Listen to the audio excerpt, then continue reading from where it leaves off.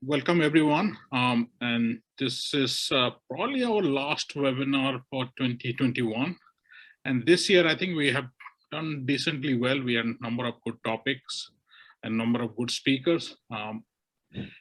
And so, as usual, we would have some housekeeping, which means basically we would not interrupt during when the speaker speaks for his presentation, and then we will open for Q&A. Please try to mute yourself. And anytime you have any feedback, you can send me an email, or if you prefer, you can put some comments on the chat box as well. Yeah. So today's topic is quite interesting for a lot of us. It is on NITROAA Scholarship. The title is NITROAA Scholarship, a well-established and proven way to give back to our alma mater. And we have Mr. Gary Krishnan as the speaker. Gary doesn't need any introduction, but let me say a few things. He is currently our vice president, the vice president of the NITROAA board. He is an alumnus of 1972 batch.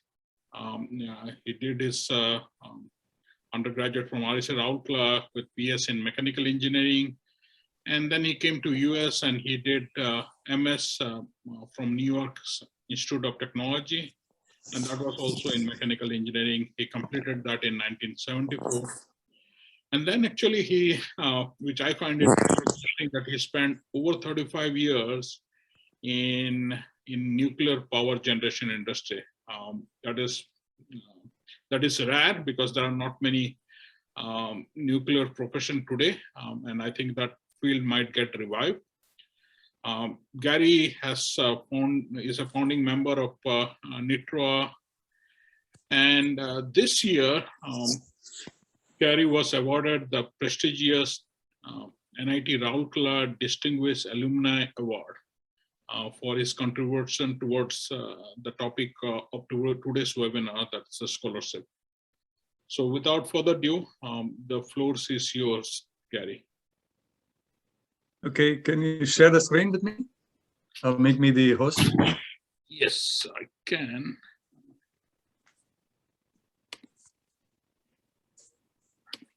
Yeah.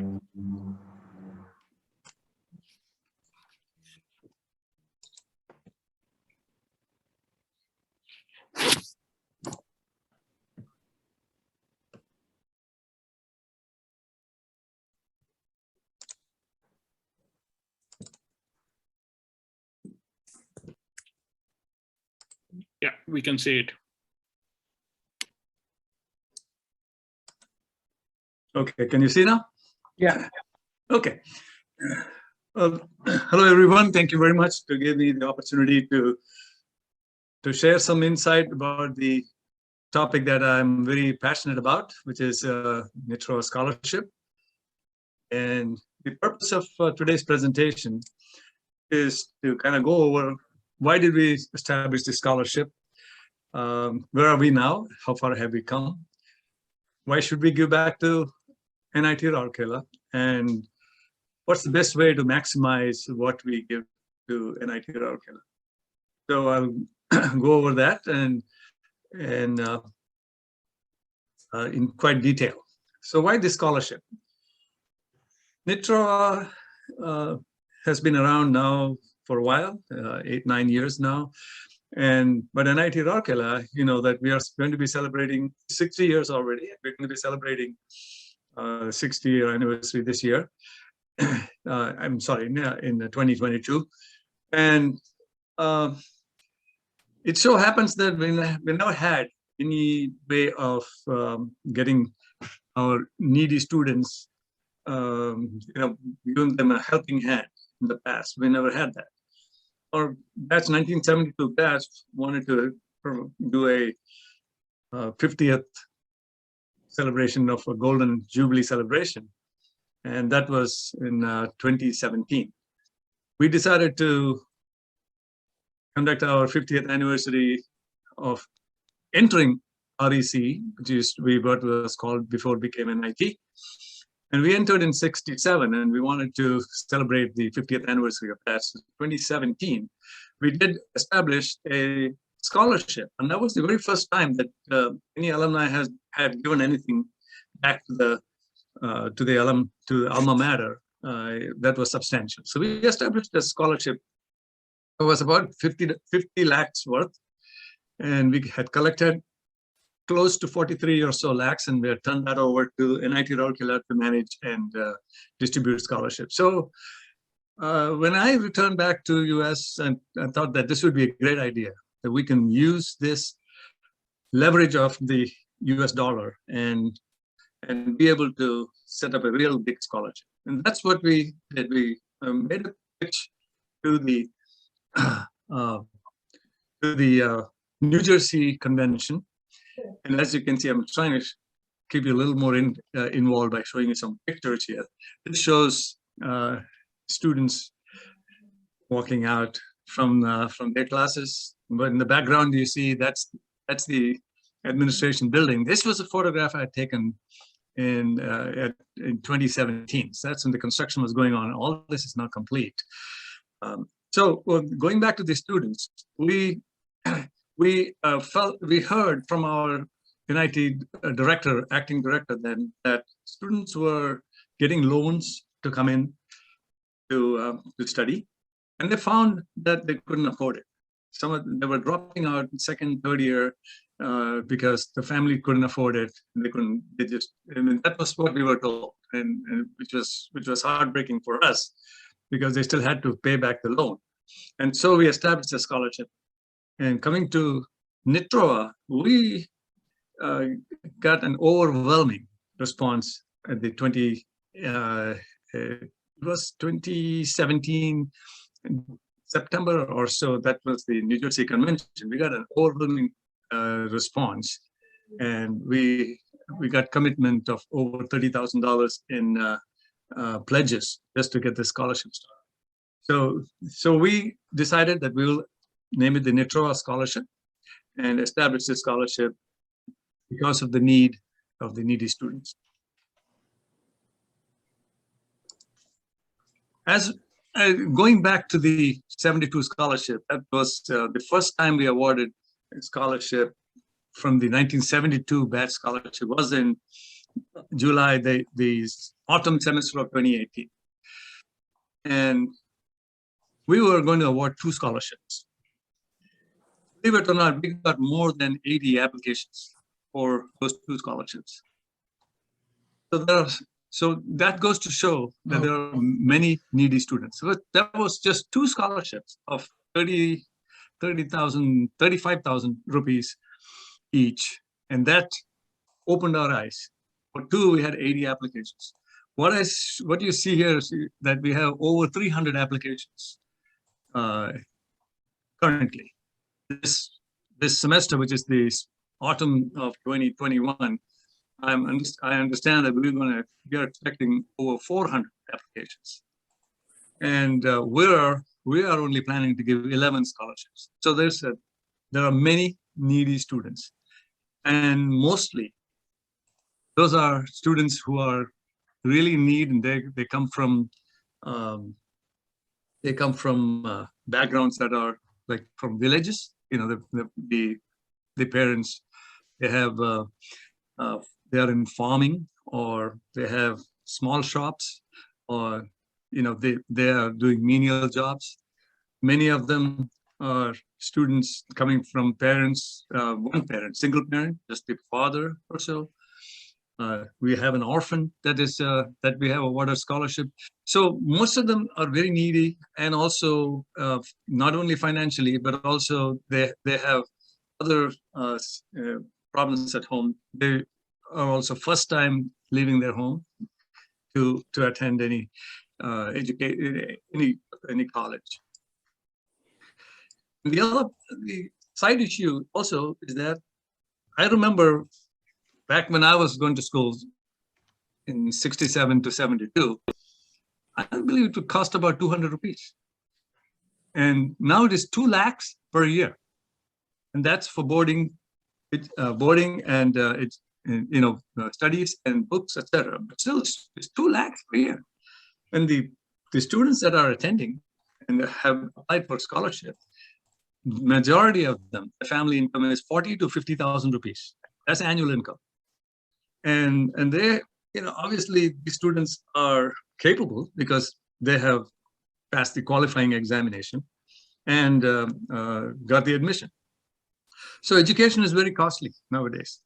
There are very good facilities, but at the same time, the expenses also gone up equally. Now, who actually gets these scholarships? The scholarships that we are awarding are for needy students.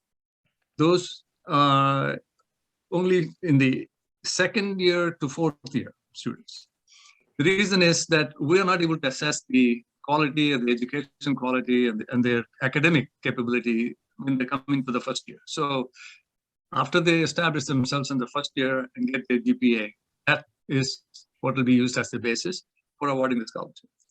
So the minimum GPA that we require is 6.0, and a majority of them are way above 7.5, 8 in that range.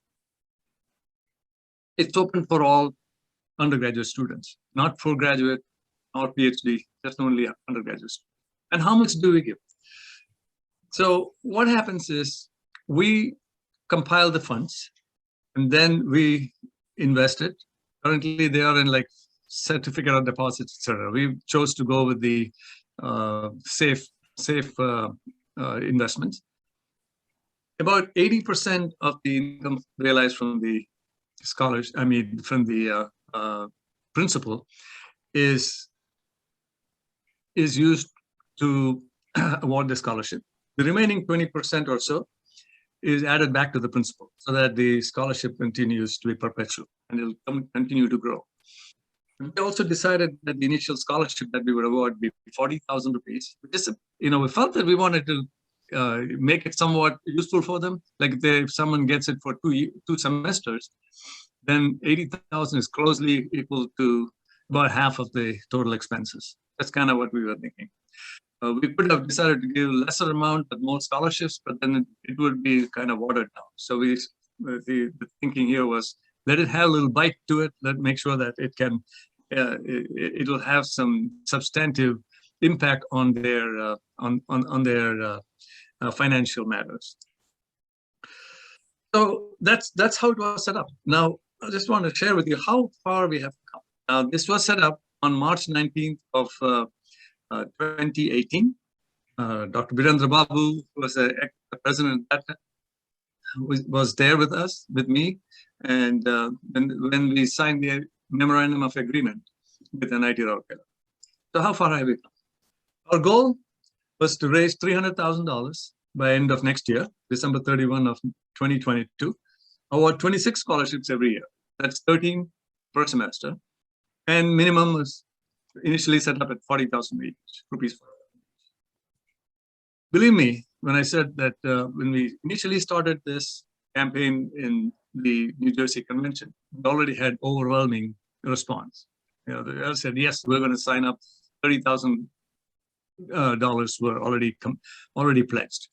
So the alumni response from our NITROAA alumni has been tremendous. We have 204 alumni donors who pledged over $350,000 as of now. That's over 2 crores, 2.5 crores close to.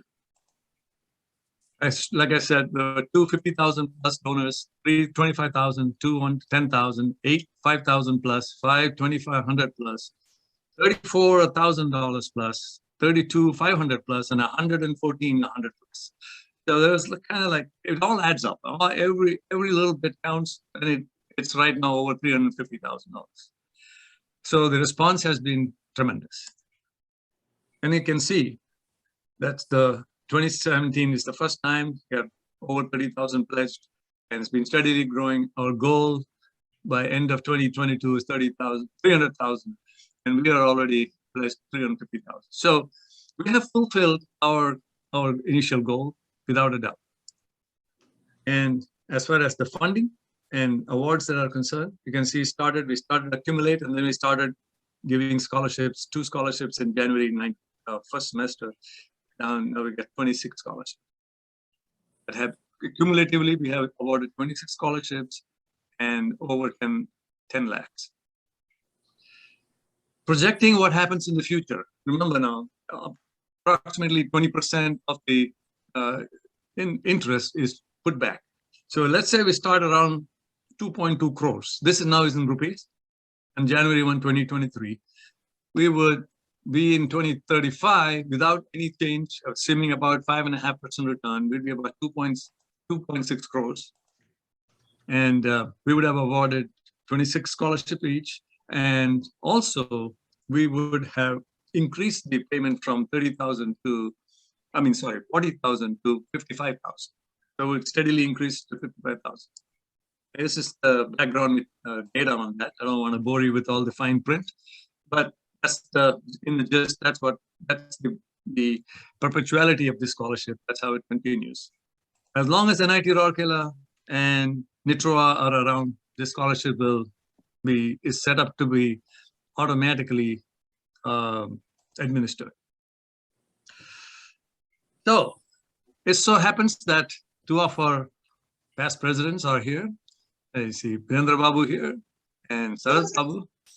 And these are the students when both of them went to attend the metallurgy convention in NIT Rourkela, along with all our student recipients at that time. Just need to see here. Yeah. So this portion is dedicated to how the students are doing so far after having received these, after having graduated. Rajesh Jaina. Did any? Excuse me? Okay. Rajesh Jaina graduated just this year, biotechnology, and he had received 3 times, so 1.2 lakhs from us.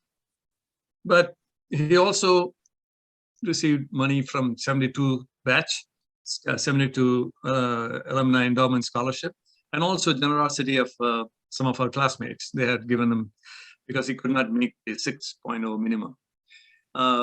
He's currently looking for a job. Rajesh Jaina is the orphan that I mentioned about. Fortunately, he is, when he first came to Rourkela from, I think from Kolkata, it was his first train ride. So you can imagine his stage, and he's currently looking for a job. He's in biotechnology, and unfortunately this year, being a COVID year, they didn't have anybody that came to the campus, and times are tough for campus interviews, etc. So he is in a struggle right now, and we're trying to see what we can do.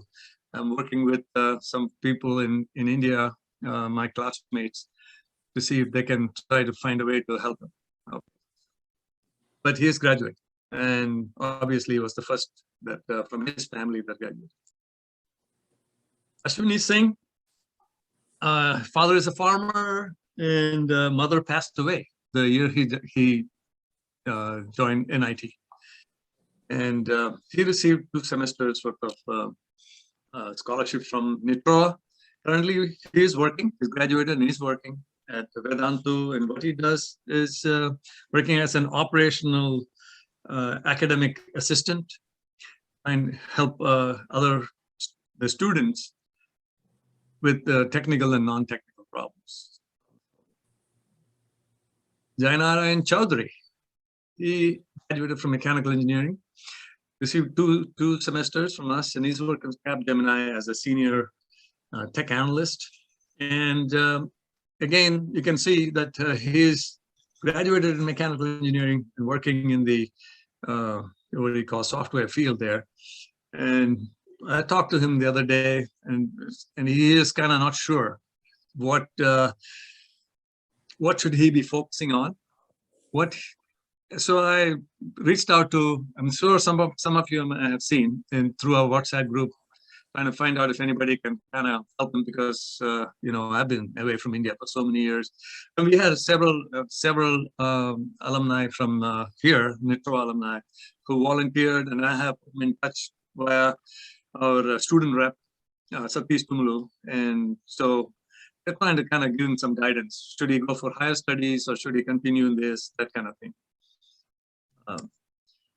Gaurav Maurya, he's a very good success story. He graduated in chemical engineering. He is staying on in chemical engineering and received two semesters of scholarship from us. And he's now in the second year in IIT Kanpur, and he's joined his MS PhD program in computer science. Chemical engineering, excuse me. And I spoke to him the other day. His thesis is specifically, I had it written down here, chemomechanical effects in electrodes, like stress and fracture failures in lithium-ion batteries. And he is in the right track. He's in the right field. Wish him all the best. Trying to get in IIT Kanpur. And by the way, our Dean Alumni Relations, Professor Katua, is very familiar with him. And he had some guidance. He had given Gaurav some guidance on trying to go to IIT Kanpur. So, Durga Girish Guduri, he graduated in electronics and computer science. And he just received one semester from us, but he did get scholarship from the 72 batch also. Currently, he's preparing to join the MBA program. As you can see, these students, most of them are first-time, graduates from their family.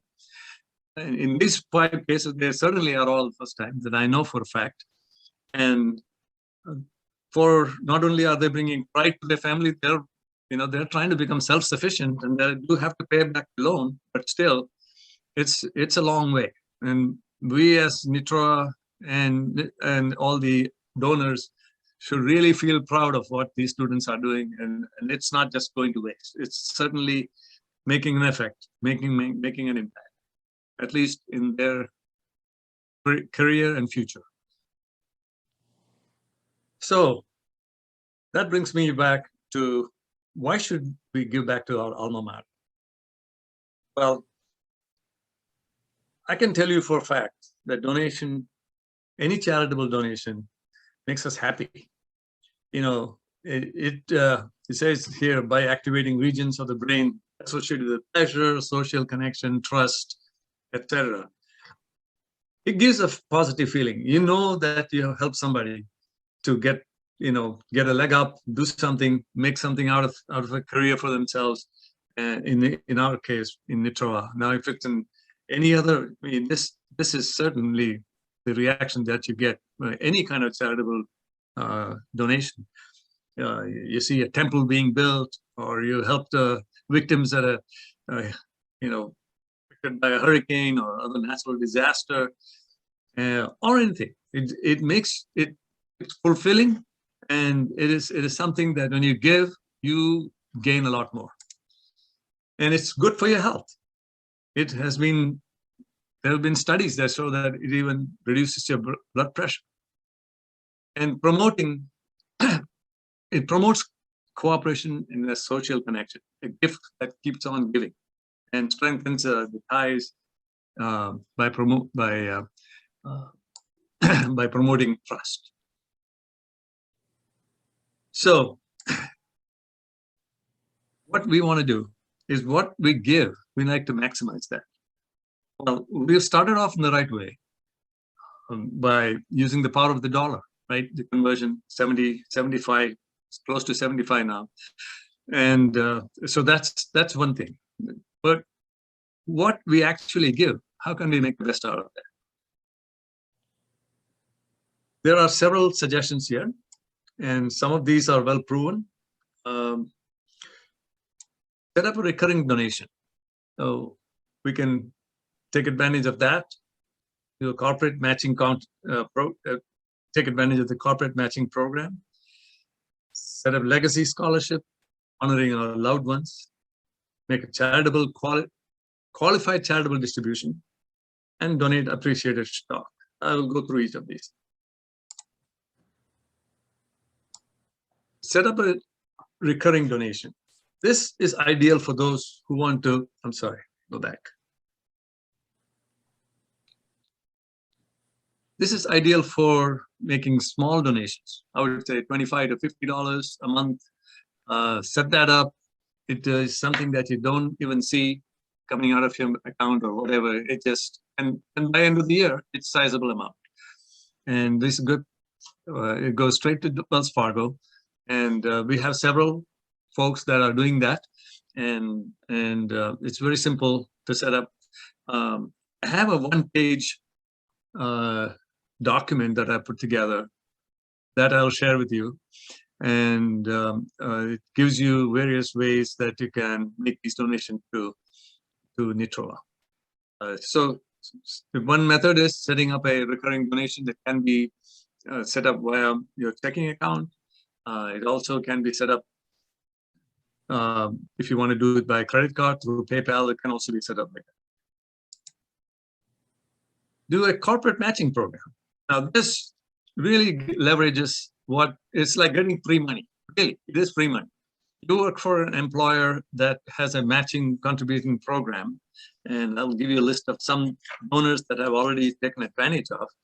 Those are Ameriprise, Oracle, Microsoft, Cadence Design, Cisco, Synopsys, Visa, ICE, Apple, Yahoo. These are all some of the companies that our alumni from NITROAA are working in, and they have made matching contributions.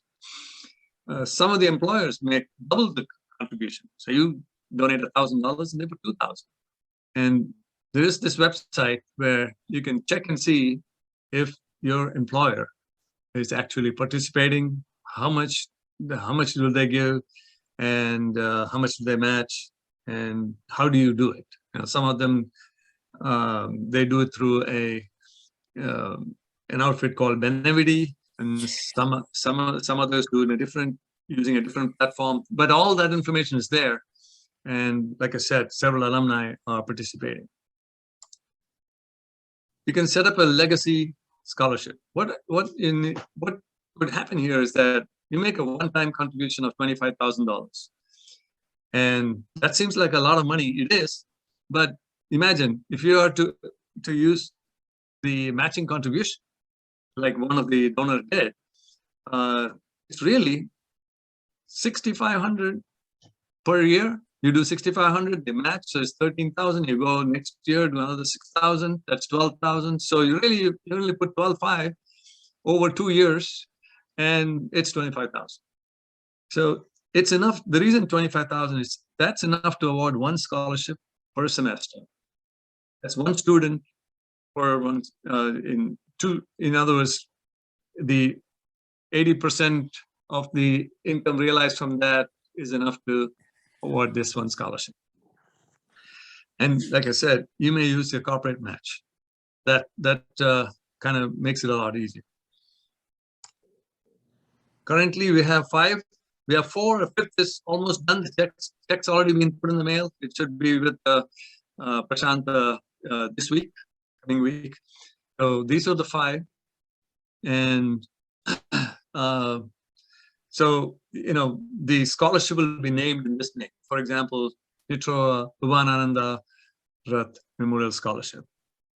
Everything will say start with NITROAA and everything else, with the name of the legacy name they want to establish. The advantage of this is that, like I said, as long as NITROAA and NITR are in existence, actually as long as NITR is in existence, this scholarship will be given every semester. And the alumnus does not have to be involved in the details of how to select the candidates, how to award the candidates. There's no need to write an MOA. It's already, we're using the MOA, the Memorandum of Agreement that NITROAA has set up with NIT Rourkela. So you know that you can rest assured that the funds that are to be disbursed will be disbursed, and the scholarship will be awarded. So that's the best part of it. The one other method where you can do a donation is using a qualified charitable distribution. So this is for those who are 72 years and above, who are required to make a required minimum distribution and not reported. So the income, the amount given is not reported as a just a gross income. What happens is when you take a required minimum distribution, when you're above 72, you're forced to take out money from your IRA, retirement account. And it's because all these years that you contributed into the 401k plans or whatever, or IRA accounts, you are getting tax deferred. You are not paying taxes on it. So now is the time when you become 72, that's the time that you are forced to pay the taxes back. And it's pretty substantial. It's going to be a pretty substantial amount. The idea being that IRS expects that when you die, that there is not much money left in the individual retirement account. So what happens normally if you didn't go through a qualified charitable distribution is the money that you take out will be added to your adjusted gross income. So you'll pay higher taxes. Your tax bracket will go up.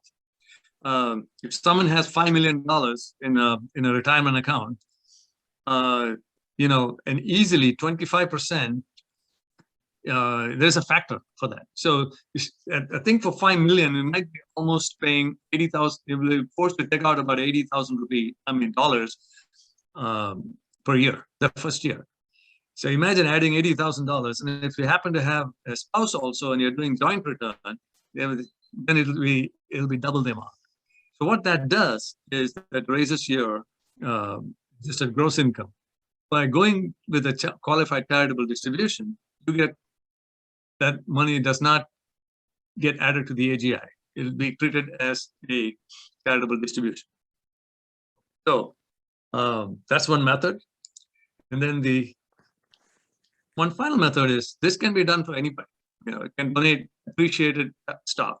Something that you had for, say, you purchase a stock for $20, and now it's $150. Well, you can donate to stocks, and you'll be credited with having donated at $150.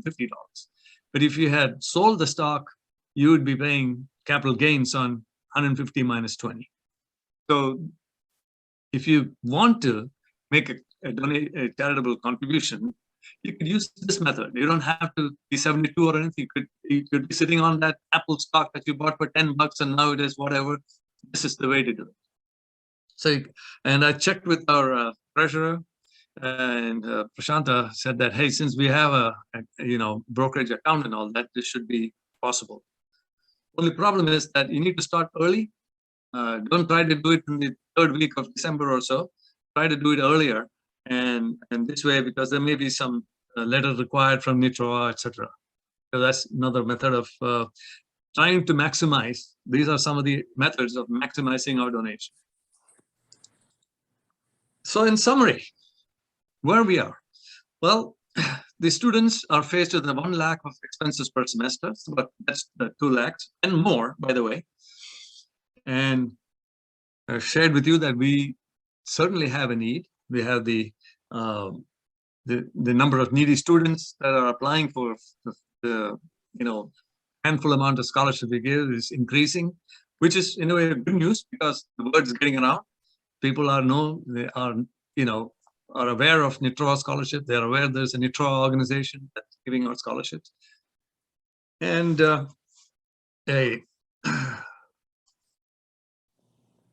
this increases the value of a prestigious alma mater. Remember now, this is one of the metrics that is going to be used to grade NIT Rourkela. So it helps in that. When alumni contribute generously, we empower other donations to inflow. So what's happened in the past, and it's pretty normal practice, is that those who get eventually they will give back. Okay, and it's not, the purpose is not just to get our name out there; it is to help the needy students, and it's our way of giving back to our alma mater. So, what I'd like to have a call for action here is that let's go for 20 scholarships every semester, which would be 40 scholarships instead of 26 that we have set the goal. And of course, give 50,000 rupees. That requires a principal to get to 3 crores. We're at 350,000, which is getting there. I think that if we get to 400 plus $400,000, we'll be there. And we'll use the power of our dollar exchange rate and the strength of our membership is over 900. I think that's easily achievable. Maybe we should even set the target at 500,000, 500,000. But we do want to continue raising funds, not just stop at 2022, because the need's there. And the more we, we continue with this, the more we raise, the more we can provide help to the needy students. With that, I'm open for questions, and thanks for taking some of the time from your busy day and the holiday season. And I'm here to answer any of the questions. Gary, this is Sarath. I have a bunch of questions other people might have. Okay. But one is, instead of giving the scholarship to students, have you explored the work study program that they can also help the faculties or something? We don't have that in NITR, because I inquired once before. Is that a possibility? So that they are not just getting scholarship, but they're also doing some work. Yeah, I mean, in the beginning, when we started thinking about this, there was a question raised, exact question was raised. Hey, why can't we ask them to do some work for us? And then it's like a work study, exactly. We were not sure what the work rules are. Getting paid, how is that going to, be factoring in? And because this is not a common, it's very, very common here in the United States, right? It's very common, but it's not so. And we just didn't want to get into any more administrative, dealings with the university and the government, right? So that was back then in 2017 when we were establishing the 72 batch scholarship. We have not pursued that, and that is a whole different matter. And this scholarship that we have set up is certainly to help needy. And I'm sure there are other ways we can certainly do that. So I'm not saying that we cannot. It's that was never thought to work, to establish that way. Yes, you're right that it's very common in this country, and I don't know, it may not be common in India, but there is a limitation for the faculties who are allowed only 2 students for the PhD program. But they might need some help, but maybe it should be explored down the road sometime. But I've got a couple of more questions, and I will. You didn't mention anything about what challenges we have faced in this thing. So that's. Yeah, the implementation of the scholarship has been a continued challenge, and we have unfortunately. We have a dean that rotates every 2 years. So it's every time we get a new dean, like we have a dean alumni relations, Professor Katua. It's again a matter of educating them on the process. It is a lot of work also for them, because right now during this pandemic with COVID pandemic and students not being in campus. One of the requirements that is for selecting the students is that we need to do a face-to-face interview with them. The reason we went to that is that we wanted to be sure that there is no cheating going on, and when they are called into the dean's office and they have a face-to-face discussion, they had to be absolutely sure that they have provided all the correct information in their application. So, so now they have to do all these interviews via Zoom, and also collect all the information, via electronically. So it is, there's a huge challenge if you get 400 applications. Can you imagine? I mean, we are not funding them, by the way. NITROAA is not paying a penny for this. So all the administrative costs are being absorbed by NIT Rourkela. And I'm expecting that very soon that they're going to be asking for, hey, you need to pay for an admin or someone to administer these things. Don't be surprised if they ask for that, because it is a lot of work. So given that initially we had, like I said, 80 applications, and now it grew, and now it's like, if it's 400, I mean, it's a lot of work. They have to assemble, get the applications and review that, then put them in the right categories, make sure, look at the income, then select the first cut, then the second cut, then do the interviews. It takes months for this to take place. And so they have a lot of work to do. Now the struggle has also been for transferring money from here to NIT Rourkela. Rourkela is a big city. Unfortunately, the bank that's out there at the campus, NIT Rourkela campus, that doesn't get the money from here. We send the money, goes to the head office, State Bank head office in Bisra Road, and goes into the commercial section.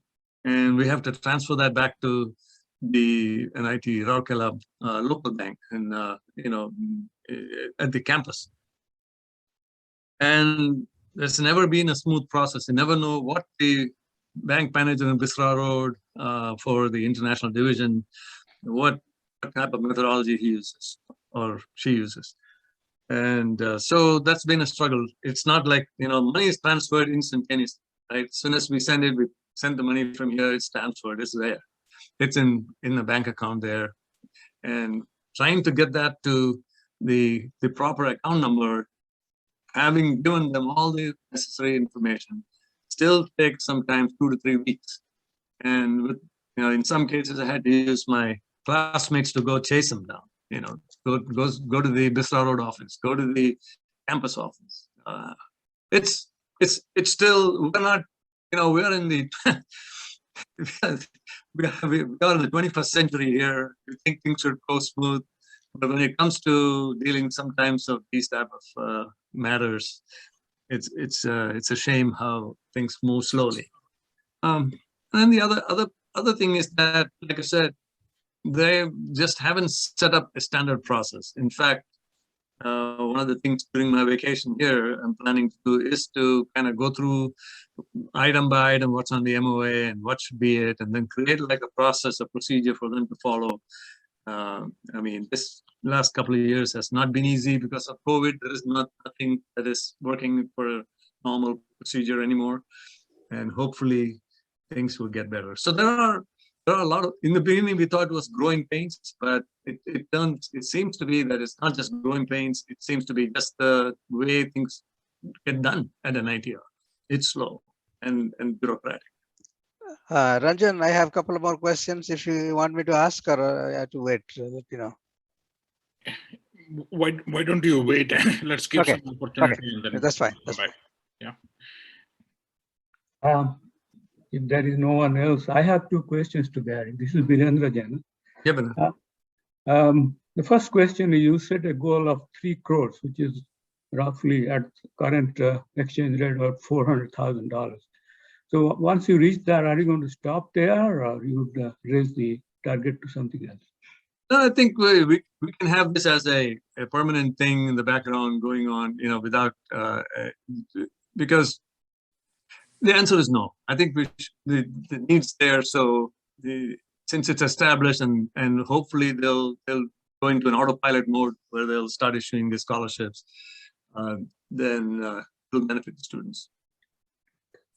The second question is about the payment. I mean, now the pandemic is going on, the classes are not being held. So are they being paid the scholarship, or there is such? Yeah, so right now they have put out the ad and they've got the applications, and they are in the process of reviewing them, and then they'll have to do like I mentioned, the interviews. So yes, they believe it or not, they still have to pay the dorm fees. Okay. And yeah, the students are not in the dorm. They're still paying the mess hall fee and dorm fee and everything. Okay. Yes. Yeah. So yes, the answer is yes. The process is going, but it's slow. I think hopefully by end of the semester, will by end of December, hopefully the payment will be made. The selection and the payment will be made. Yeah. Okay. Well, thank you, and thank you for this excellent presentation on this student scholarship, NITROAA Scholarship. You're welcome. Ranjan, I have a question. Yeah, Mosa, go ahead, please. Gary, you have, done it almost single-handedly for last 4 years. Why don't you invite those who are contributing from among them, 3-4 people, so that you have a second line of defense? Sure, I'll do that. Absolutely. That was my exact question I wanted to ask. Sandeep already asked it, because we are getting old. Being your classmate, I'm concerned that, you are spending all your time and it is affecting your health, mind. So we need to find our successors. So have a small committee, 3-4 people who will get acquainted with what you are doing. You are doing such a tremendous job. But they should get acquainted so that one day you want to rest, you don't want to do this anymore, they can take over. It's an excellent suggestion, because I can see that we as NITROAA, we are going to be involved in it as long as NITROAA exists. Because I can tell you one thing, right now we have 3 certificate of deposits. They're maturing at different times. They have different terms. Some are 2 years and one is 1 year.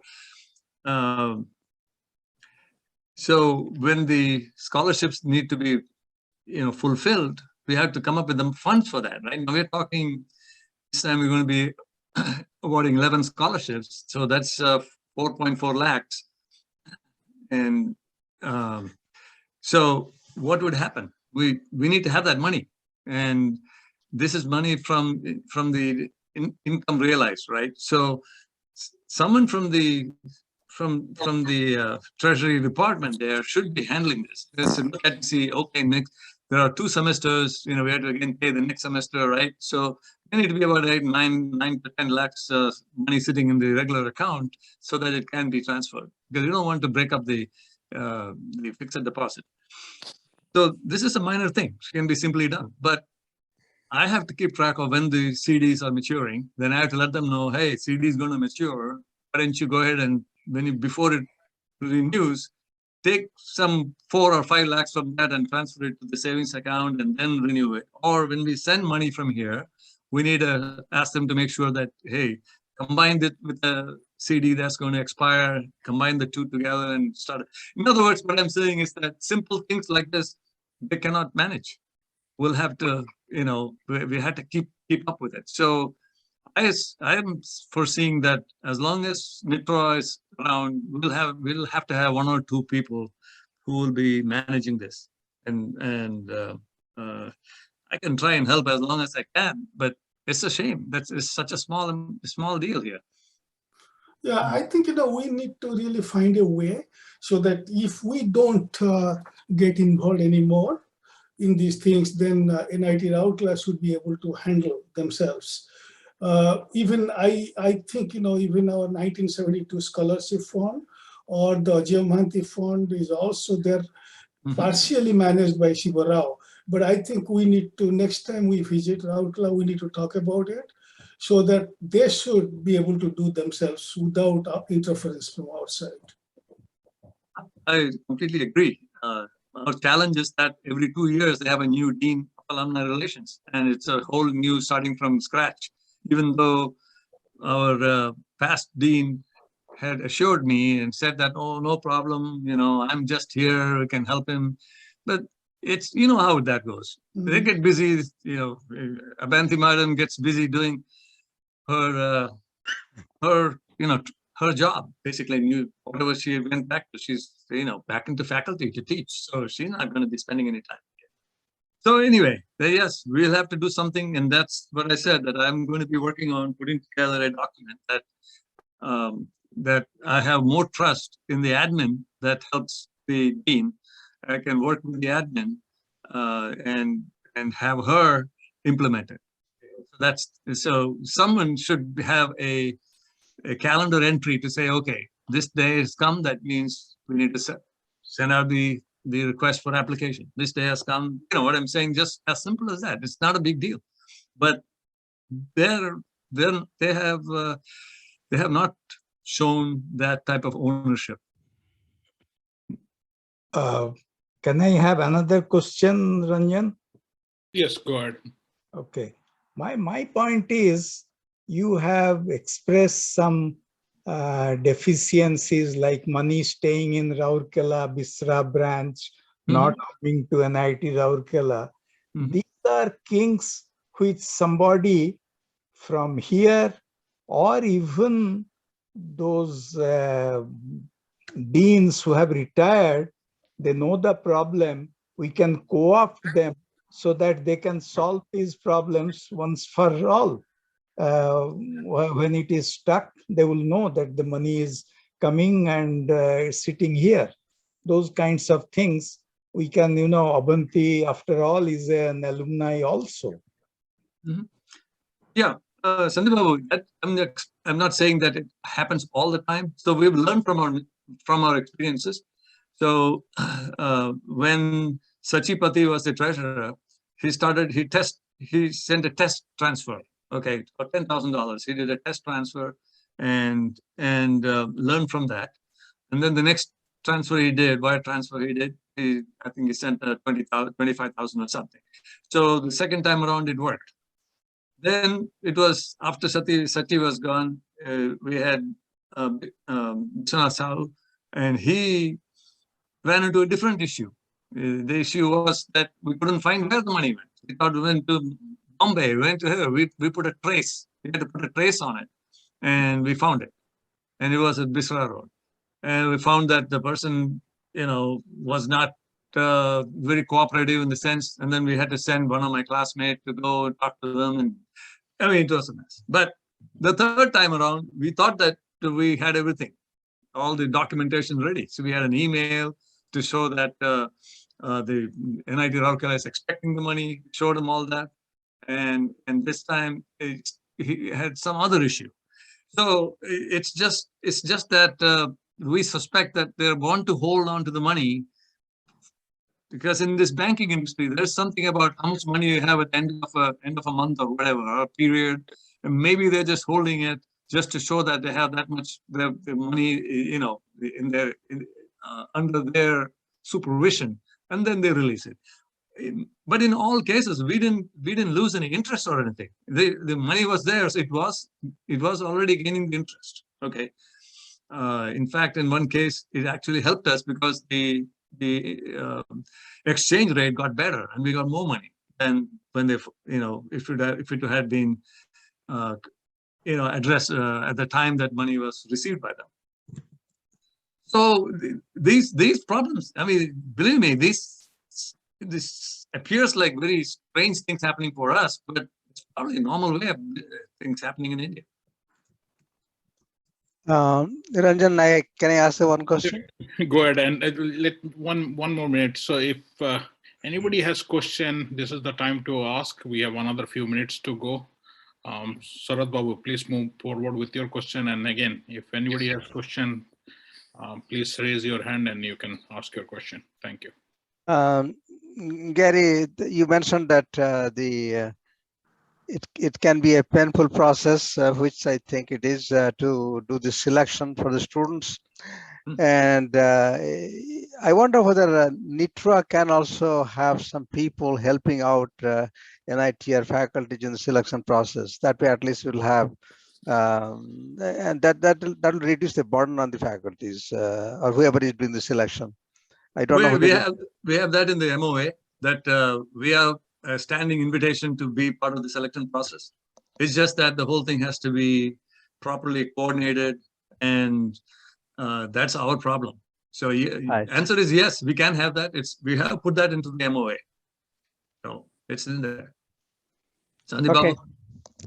Babu. Thank you. I appreciate it. Thank you for all your efforts in getting Sandeep this Babu done. had a question. Yeah. Okay.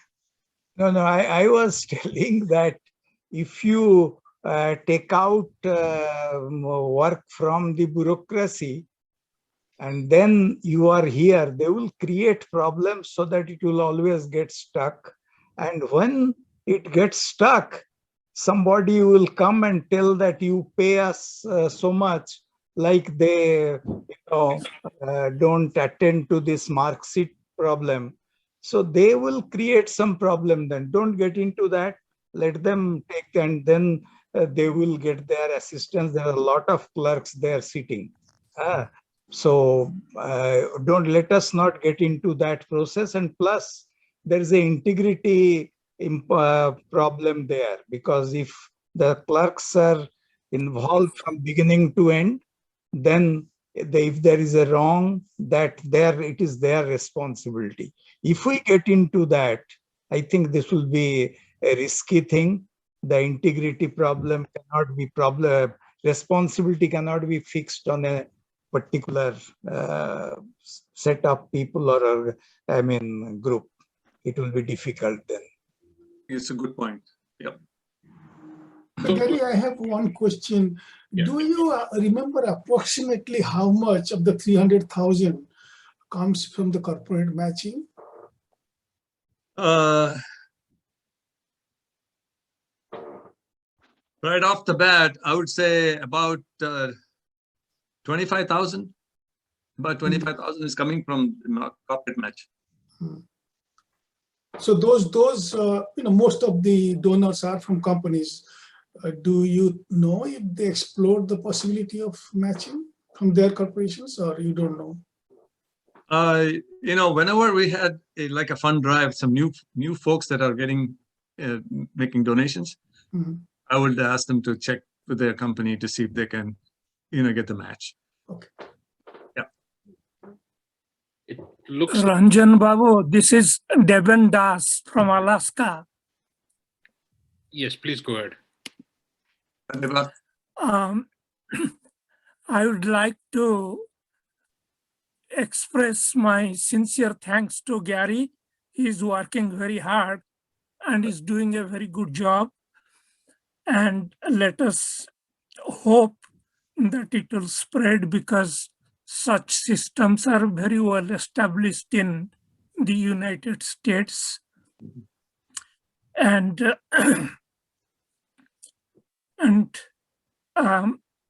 I really wish best of luck.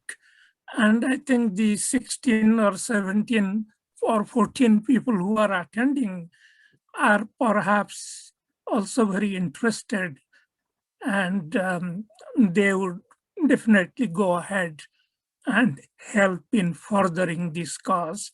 Thank you. And most of all, I am very pleased to see the faces of all my old friends in this meeting. Thank you all. That's very nice of you, Deba. Thank you. Yeah, let's conclude the webinar. Again, thank you, Gary. This is very informative webinar, and what you have been doing is simply amazing. I think we can't thank you enough. Thank you, and thanks everyone for joining the webinar. If you have any feedback, just let me know. Just send me an email, and we will probably meet sometime next year. So thank you, and have a great Thanksgiving. Well, thank you. Thank you. Thanks all for putting up with me. If you have any questions, please shoot me an email. I will send. So this recording is going to be available for everyone, but I will also send the one-page document that I put together in a nutshell to everyone, so that they're aware of their choices, all the various donating options. They're all there. Who to send to, all that information is there. I'll send that out to everyone. Okay. Thank you. Thank you very much. Thank you all. Thank you. Thank you. Thank you, Ranjan, for setting it up. It's not easy. I know that. Yeah. Thank you.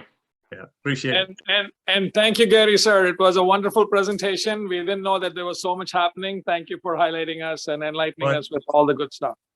Well, thanks a lot. I appreciate it.